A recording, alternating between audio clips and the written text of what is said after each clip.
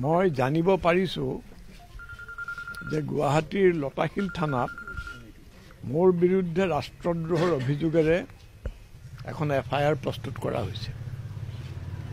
তাৰ সবিশেষ মই নাজানো আৰু কেনে সাক্ষ্য প্ৰমাণৰ ভিত্তিত সেই অভিযোগ দিয়া হৈছে তাকো নাজানো।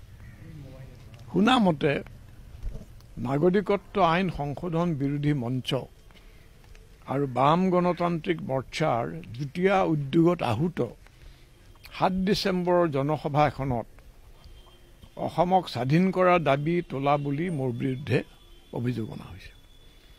আচলতে সভাখনত কোনোৱে স্বাধীন অসমৰ দাবী এতিয়া প্ৰাসংগিক হোৱা বুলি উত্তেজিত বক্তব্য ৰাখিছিল। সেই প্ৰসংগতে মই কৈছিলোঁ যে যদি গণতান্ত্ৰিক সকলো পদ্ধতি ব্যৰ্থ হয় আৰু ভাৰতীয় ৰাষ্ট্ৰ আৰু গণতান্ত্ৰিক ভাৰতীয় দল সংগঠনবোৰৰ দ্বাৰা অসমৰ ন্যায্য দাবী সম্পূৰ্ণ উপেক্ষা কৰা হয়, তেতিয়াহে স্বাধীন অসমৰ দাবী প্ৰাসংগিক হ'ব পাৰে। মোৰ বক্তব্যৰ সাৰমৰ্ম আছিল মানে সেইখিনি কথাই মই কেৱল স্বাধীন অসমৰ কথা চিঞৰি আছোঁ।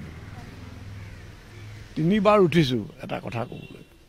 3বাৰতে মোৰ বক্তব্যৰ সাৰমৰ্ম আছিল এয়ে যে ধৰ্মনিৰপেক্ষতাৰ ভিত্তিত নাগৰিকত্বৰ বাবে আৰু অসমৰ ক্ষেত্ৰত সংঘীয় ৰাষ্ট্ৰৰ উচিত মৰ্যাদাৰ বাবে আন্দোলন কৰি আমি সমগ্ৰ ভাৰতৰ গণতান্ত্ৰিক ব্যৱস্থাৰ হৈহে সংগ্ৰাম কৰিছোঁ।